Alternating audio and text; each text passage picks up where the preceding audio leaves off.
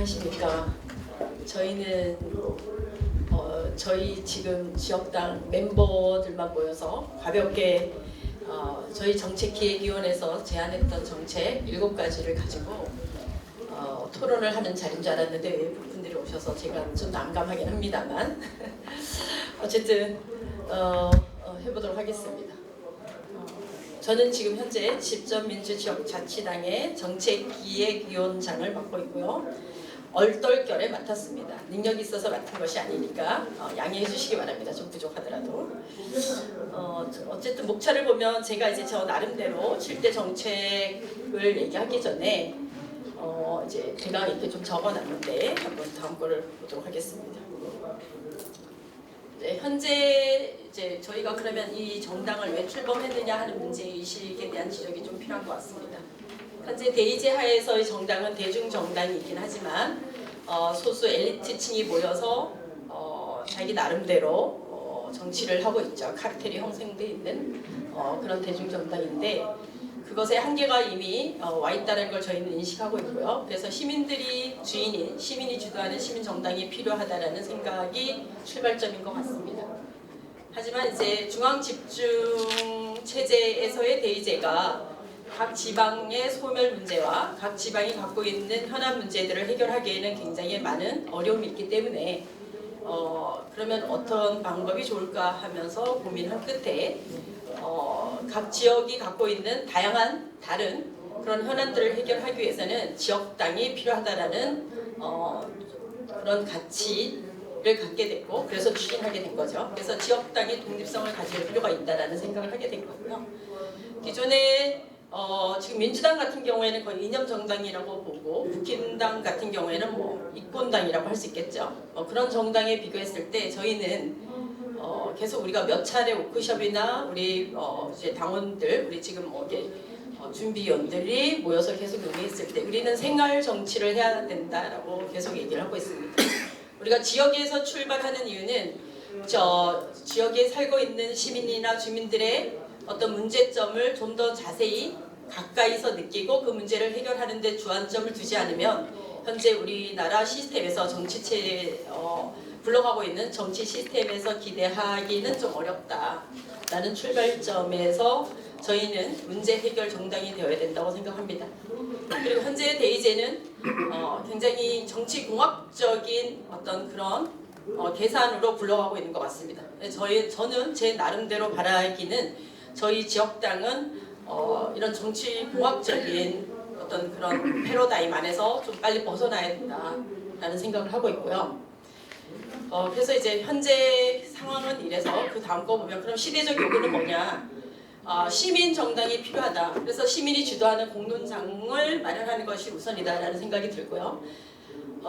그 공론장은 이제 그 공론장 안에서 지금 현재 우리가 논의하고 있는 것은 시민의회나 주민의회를 만드는 것인데 그 안에서 시민의회나 주민의회가 필요한 이유는 뭘까요? 그러면 우리가 주권이라고 하는 것은 주인인 우리가 시민인 또는 국민인 우리가 주인이기 때문에 우리의 권한 행사를 하겠다는 겁니다. 그래서 주권이라는 것은 주인인 시민들의 의견이 합해졌을 때 그것을 권력이라고 할 수 있기 때문에 주권이란 의미는 그렇게 이해하시면 될 것 같습니다. 그래서 우리는 주권을 회복하겠다. 지금 우리는 대의제 하에서 주권을 박탈당하고 있다라는 생각을 하고 있기 때문에 지금 이 운동에 참여하고 있고 창당을 준비하고 있습니다. 그러면 우리가 각 시민들이 가지고 있는 주권 실현을 어떻게 할 것이냐라는 거죠. 누구 한 사람의 어떤 주도적인 역할로 할 수 있는 것이 아니라 상호 의사소통 과정을 통해서 권력을 상호 합쳐서 하위 민주주의나 하위 민주주의 형태로 권력이 이루어져야 된다는 것이 저희 기본 베이스고요. 아까 앞에서 말한 것처럼 저희 지역당은 생활 정치를 표방하고 있기 때문에 서민의 삶에 공감하는 정치여야 된다라는 생각을 하고 있습니다. 그런 시대적 요구가 있다라고 저 나름대로 이제 정리를 해본 것입니다. 그러면 어떤 식으로 그럼 우리는 대안을 어떻게 생각할 것인지에 대한 얘기를 좀 해보도록 하겠습니다. 현재 우리가 주인인데 주인 역할을 하지 못하고 있다. 우리의 권한 행사를 제대로 하지 못하고 있다라고 하는 출발점에서 그런 문제의식에서 그럼 우리 스스로 이 국가의 지배자이면서 피지배자인 시스템으로 가야 된다는 거죠. 그러려면 각 개인은, 각 시민들은 자율적이고 상호 주권적인 그런 어떤 개개인이 되어야 되고 그들이 민주적 체제 안에서 상호 의견을 교환해야 된다고 생각합니다. 그러면 이제 좋은 정치를 만들려면 어떻게 해야 되느냐? 공론장에서 다양한 의견들이, 이상적인 어떤 가치들이 외쳐지겠죠. 목소리를 냈을 때 그 공론의 장에서 언급되는 이슈만으로는 일반 시민들에게, 주민들에게 목소리가 가닿기 굉장히 어렵다고 생각합니다. 제가 열심히 요새 당원 모집을 하고 있지만 사실은 그것만으로는 굉장한 한계가 있습니다. 결국은 그들에게 생활 속에서 굉장히 공감해주는 기본적인 나의 어떤 정서적인 것들이 기본으로 플러스 되지 않으면 설득하기 굉장히 어려운 것 같습니다. 사실은 직접민주제, 지역자치 이런 얘기를 설명해서 당원 가입해주는 분도 있지만 사실은 그간의 저와의 관계를 통해서 얼굴을 보고 마지못해 해주는 분들도 있죠. 또 어떤 분들은 그래 전 잘은 모르겠지만 선생님이 하는 거니까 선생님이 하는 걸 믿으니까 선생님이 하는 걸 제가 가입을 하고 동의를 해드리겠습니다. 이렇게 하시는 분도 있고요. 또 어떤 분들은 정치에 1도 관심이 없었습니다. 저는 원래 정치에 1도 관심이 없는데 그간 선생님이 저에게 많은 것들을 보여주신 거에 대한 은혜로 제가 당원을 가입해주겠습니다. 이런 분들도 있더라고요. 근데 사실은 제가 당원 모집을 하면서 느낀 건데 억지로 한 사람은 한 명도 없습니다. 그건 굉장히 조심스럽더라고요. 어떤 피아니스트 같은 경우에는 제가 피아니스트 한 명을 이제 당원 가입시켰는데 저에게 제가 이제 뭐 박사학위 갖고 있다고 해서 저를 박사라고 이제 호명을 하는데 제가 만난 사람 중에 박사님처럼 정의로운 사람은 없었습니다. 이런 얘기를 들었어요. 깜짝 놀라긴 했어요. 제가 정의로운 건 아닙니다. 사실 타협도 하고 뭐 그러기도 하지만 어쨌든 그 친구는 그래서 후원금도 내주고 후원금도 이렇게 작성해 주시고 당원도 기꺼이 해줬던 것 같습니다. 그래서 저는 저희 당이 지금 나가서 8월 달에 창당을 하려면 어떤 우리가 지금 오늘 제가 뒤에서 얘기할 정책 7가지를 가지고 얘기하는 것도 중요하지만 그들과 공감할 수 있는 능력이 없으면 우리는 힘들다라고 생각이 듭니다. 그래서 공동과 공감이 플러스 됐을 때 우리가 굉장히 많은 가속도가 붙어서 창당을 할 수 있으리라는 생각이 들고 이 점에 우리가 되게 유의해야 되지 않나 이런 생각을 하고 있고요. 결국은 우리가 말을 뻔질나게 잘하는 정치인 많이 보지 않았습니까? 근데 그들은 언행일치가 되지 않기 때문에 호소력이 없는 것이죠. 정말로 어렵고 우리 소시민의 삶을 공감해주는 사람이 그런 정치인이 별로 없다는 거죠. 그래서 우리가 심각한 문제를 느끼고 있는 것이고 그래서 말과 정서 그것이 이제 공론과 공감을 다른 말로 제가 표현한 건데 말과 정서의 교차점에서 우리가 잘 주변 우리 이웃들을 설득하고 공감을 이끌어내고 동의를 요구하고 이런 과정이 필요하지 않나 이런 생각이 듭니다. 결국은 저희 지역자치당이 가야 될 방향은 그 시민들의 심장을 받아서 쓰는 일이라고 생각합니다. 그래서 결국은 그것이 나와 내 이웃이 함께 사는 어떤 생명의 정치로 가는 것이 아닌가 이런 생각을 하면서 정리를 해봤습니다. 그럼 이제 7대 핵심 정책 과제가 있는데 여기 뒤에서 이제 차례대로 보도록 하겠습니다. 읍면동장 직선제가 가장 기본적인 것인데요. 사실 직접민주제를 실현하려고 하면 시군구라는 강력단위뿐만 아니라 읍면동장인 행정단위에서 아주 작은 단위에서 직선제가 필요하다는 것이죠. 저도 이제 면 단위에 살고 있는데 17,000명 정도가 되는 면 단위에 살고 있습니다. 이 정도 단위가 너무 좋은 것 같습니다. 여기서 주민의회를 만들어서 모여서 그 지역의 현안을 우리 목욕탕도 제대로 없습니다. 목욕탕도 없고 청소년이 가서 뭔가 활동을 할 수 있는 문화 공간도 없고 하다못해 서점도 하나 없습니다. 그래서 그런 너무 안타까운 그런 환경 속에서 저는 농촌에 살고 싶어서 농촌에 들어갔지만 그런 인프라의 부족, 문화적인 혜택의 부족 이런 것들이 있죠. 그런 것들을 주민들이 모여서 논의를 하면 되죠. 근데 논의를 해서 그러면 임기를 정년을 몇 년 앞두고 2, 3년 앞두고 온 면장이 일을 잘하겠습니까? 그죠? 그렇게 하지 않으니까 주민들이 직접 우리 주민들이 갖고 있는 문제를 해결해 줄 수 있는 면장이나 읍장이나 그죠? 동장을 뽑아서 그들이 우리가 원하는 수건 사업들을 해달라고 요구하는 것이 직접 민주주의의 출발이라고 생각합니다. 가장 기본적인 것이죠. 그래서 여기서부터 하면 좋겠다라는 생각이 들고 2026년이 돼서 지방선거를 할 건데 그때 이렇게 읍면동장 직선제에 동의해주는 지자체장을 발굴해서 우리가 내보내면 좋겠다 이런 생각을 하고 있습니다. 사실 이렇게 7대 핵심 과제 중에 제가 제안한 건 2가지밖에 없는데 나머지는 다른 분들이라서 제가 설명하기에 좀 애매하긴 한데요. 어쨌든 해보도록 하겠습니다. 논의는 계속 함께 했던 거니까요. 기본소득제를 저는 사실 제 개인적으로는 전면적으로 국민에게 하는 것이 좋다라고 생각합니다. 근데 저희 이제 기획위원회에서 논의했을 때는 이건 전면적으로 하기에는 좀 한계가 있다. 재정의 문제도 있고 도덕적 해이를 가진 사람들에게 굳이 이거 기본소득제를 다 줄 필요가 있느냐 뭐 이런 논의가 있었기 때문에 그러면 우선 지역소멸 문제가 굉장히 심각한데 지역소멸이 굉장히 고도로 위험한 지역부터 그럼 하는 것이 어떠냐라는 논의를 하게 된 거죠. 그래서 그 지역소멸이 고위험 지역에서부터 해서 그 사회 인프라나 사회적 서비스가 부족한 것을 좀 그분들에게 혜택을 준다는 의미에서 헌법성의 평등권을 실현한다라는 의미가 있습니다. 그래서 전국에 지금 확인해보면 한 52군데 정도가 고위험 소멸 지역에 해당합니다. 이 지역부터 기본소득제를 실시하는 것이 어떠냐라는 논의가 있었고요. 근데 사실은 기존에 이게 재원이 많이 들어가지 않는 건 기존에 이미 각종 어떤 사회수당도 있고 정책 지원금들도 있기 때문에 그것들을 통합해서 지급해주면 좋지 않나 이런 생각을 합니다. 그 다음에 이제 정당법 및 선거법 개정 얘기를 하고 있는데요. 현재 법률 시스템 하에서는 어쨌든 저희처럼 혁신적인 새로운 정당이 나오거나 정치가 구현되기엔 굉장히 어려운 시스템 안에 있다라는 거죠. 그래서 앞에서 지금 안현식 교수님께서 얘기하셨지만 정당법 개정이 완전히 수건 사업이죠. 지금 정당법이 반드시 필요하고요. 그다음에 이제 선거법도 개정할 필요가 있다 이런 얘기를 쭉 하고 있습니다. 그래서 이것들은 뭐 다들 너무 잘 아시니까 굳이 얘기하지 않아도 될 것 같습니다. 근데 어쨌든 그러면 정당법이나 선거법 개정하는 걸 어떤 형태로 할 것이냐는 주요한 문제인데 시민의회나 주민의회를 만들어서 거기서 수기하고 토론하고 결론을 내서 법안을 만들어서 조례로 만들어야 되는 건 지방의회에다 보내면 되고 이게 법률로 만들어야 되는 거 법률 제정이 필요한 것은 국회에 보내면 되는 것이죠. 그래서 국회나 지방의회에 보냈는데 여기서 통과를 시켜주지 않는다 그러면 국민투표에 붙여서 확인을 하는 것이죠. 그래서 보통 굉장히 그 정치권에서 지금 거대 야당이 자기네끼리 이해관계가 있는 법안들은 통과시키지 않는 경우도 있고 민생 관련해서 아주 중요한 법안인데도 통과시키지 않는 경우가 있습니다.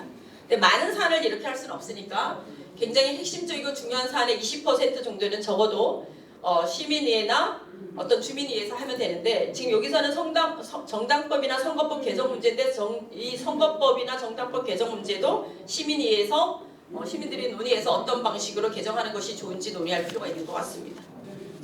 그러면 시민의회의 구성원들은 어떻게 하느냐라는 거죠. 그러니까 일반 시민들 중에서 추첨 형식으로 받아서 구성하는 것이 좋고요. 그들이 모여서 보통은 추첨된다고 해도 정치에 관심 있는 사람들이 지원하겠죠. 그 지원받은 사람 중에 추첨식으로 해서 의회를 구성하면 될 것 같고요. 저는 지금 현재 충북 지역당 소속인데 저희는 지금 열심히 시민 아카데미를 준비하고 있습니다. 시민의회 제가 지금 정의당의 충북 도당위원장과 부위원장을 최근에 만나서 직접민주제 지역자치 관련해서 같이 공부하자고 했고 7월 달부터 일요일마다 만나서 공부를 하기로 했습니다. 소수 정당인 녹색당과 진보당과 그 다음에 노동당도 규합해서 같이 할 생각입니다.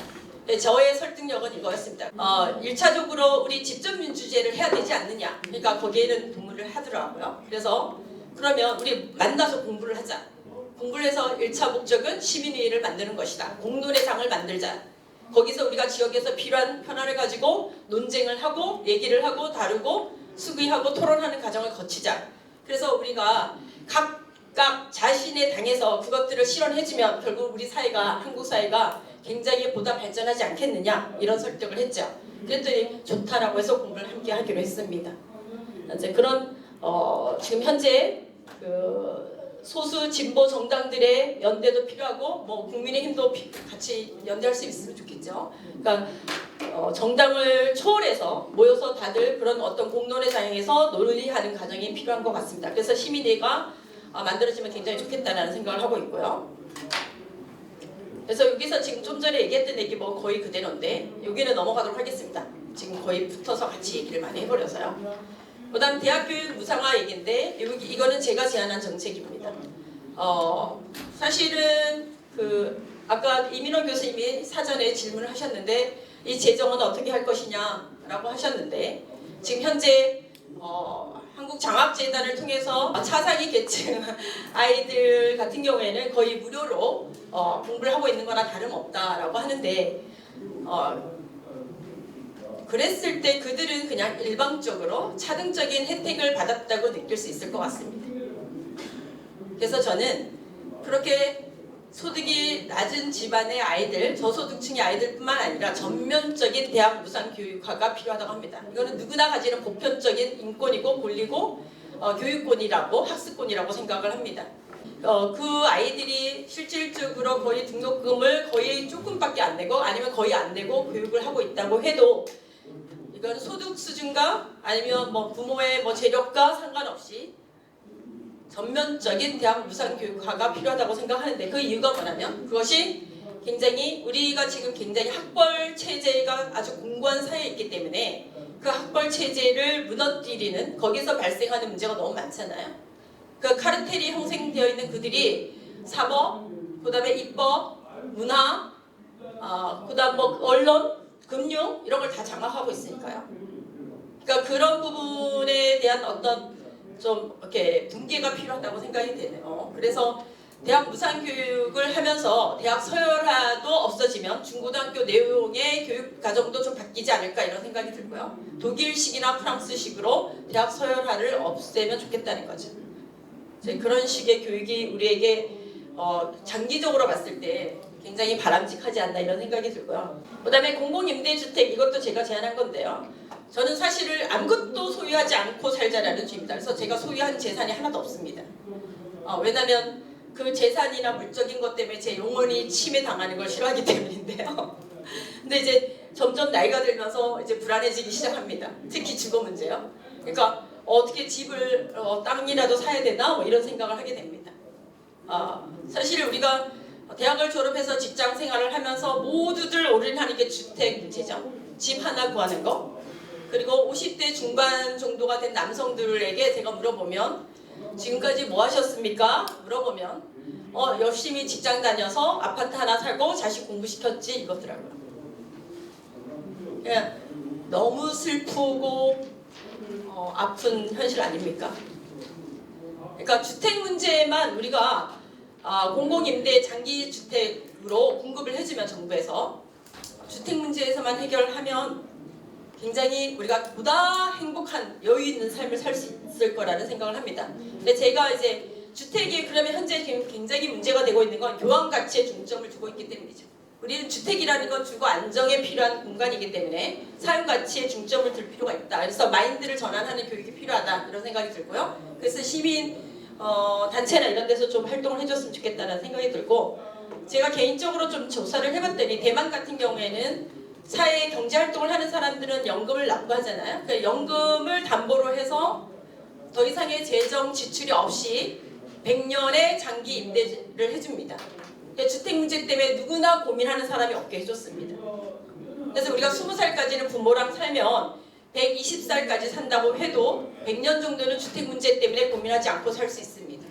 우리 자녀도 역시 결혼하면 또 집 해줘야 된다는 고민을 막 하지 않습니까? 그래서 우리는 의료는 좀 잘 돼 있으니까 주택 문제와 교육 문제만 저희 당에서 열심히 외쳐서 공론회상에서 열심히 외쳐서 이것들이 많은 시민들에게 전파가 되면 우리가 보다 좋은 삶을 행복한 삶을 사는 국가로 만드는데 엄청난 기여를 할 거라고 저는 생각합니다. 그래서 제가 너무너무 실현하고 싶어하는 그런 건데 아마도 민주당의 이재명 정도는 좀 관심이 있는 것 같습니다. 싱가포르 모델에 굉장히 칭찬을 하고 막 관심을 가졌는데 싱가포르 모델은 소유도 가능한 형태로 했고 물론 대만에도 민간 주택은 소유가 가능합니다. 그다음에 이제 마지막인데요. 직접민주제를 반영하는 헌법 개정이 필요한데 아까 앞에서 지금 안영식 교수님이 얘기하신 것처럼 중앙 집권적인 체제에서 발생하는 여러 문제가 지금 지역 소멸을 가져오고 있고요. 그래서 우리는 결국은 중앙에서 자원을 배분받고 있기 때문에 지역이 갖고 있는 자율성이 약화되어 있고 정체성도 지금 굉장히 약화되어 있다 이런 얘기를 계속 하고 있는 거고요. 그러면 이제 직접민주제를 반영하는 거, 직접민주제 요소가 뭐냐는 거죠. 직접민주제 요소 안에 아까 얘기한 것처럼 제일 중요한 건 국민 발안인 것 같습니다. 국민 발안권, 헌법을 개정할 수 있는 발안권을 국민에게 주는 것이죠. 국민 발안권, 그다음에 개정권도 주면 좋죠. 헌법 개정권도 국민에게 주고 헌법 제정, 헌법 개정권을 국민에게 주는 것이고 발안권, 국민 소환권, 국민 투표권을 헌법에다가 개정 안에서 넣어주면 좋겠죠. 근데 현재는 지금 헌법 개정 국민 투표를 붙일 수 있는데 그것은 중요한 국가 어떤 사안에 대해서만 붙일 수 있다라고 국민 투표를 부여할 수 있다라고 되어 있는데 그 이외에 지금 우리가 석유 시추한다고 막 하지 않습니까? 이런 사안이 생겼으면 이런 것도 국민 투표에 붙일 필요가 있는 것이죠. 대통령 혼자서 자기 마음대로 할 수 없게 해야 되는 거죠. 네, 그런 직접민주제 요소들을 헌법 개정안에 반드시 넣어야 된다라는 생각이 들고요. 지자체 단위에서는 입법, 사법, 행정의 독립적인 권한을 부여하는 것이 필요하다는 생각이 듭니다. 어쨌든 마지막으로 정리하면 제가 또 마지막으로 하나 추가된 정책 제안 중에 서민뱅크 문제를 언급하고 싶습니다. 그라민뱅크, 방글라데시 그라민뱅크를 모방한 그런 서민뱅크가 저는 개인적으로 필요하다고 생각합니다. 현재 빙고라는 단체도 있고 마이크로 크레딧이라는 단체도 있습니다. 마이크로 크레딧 단체의 대표랑 이제 통화를 해봤더니 현재 소상공인에게는 5% 정도로 대출을 해주고 있고요. 일반 시민들에게는 비대면으로 30만 원까지 그냥 대출을 해준답니다. 무이자로요. 그 정도는 전 만족할 수 없다.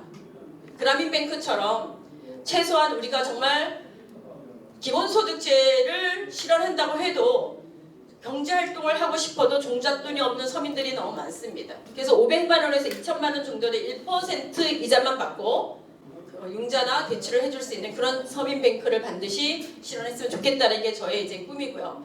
만약에 우리가 지금 전국 단위에서 이것이 이루어지지 않으면 충북 지역 단위에서 할 생각입니다. 그래서 그분들 지금 이미 비슷한 걸 활동하고 있는 분들을 불러서 포럼을 할 계획입니다.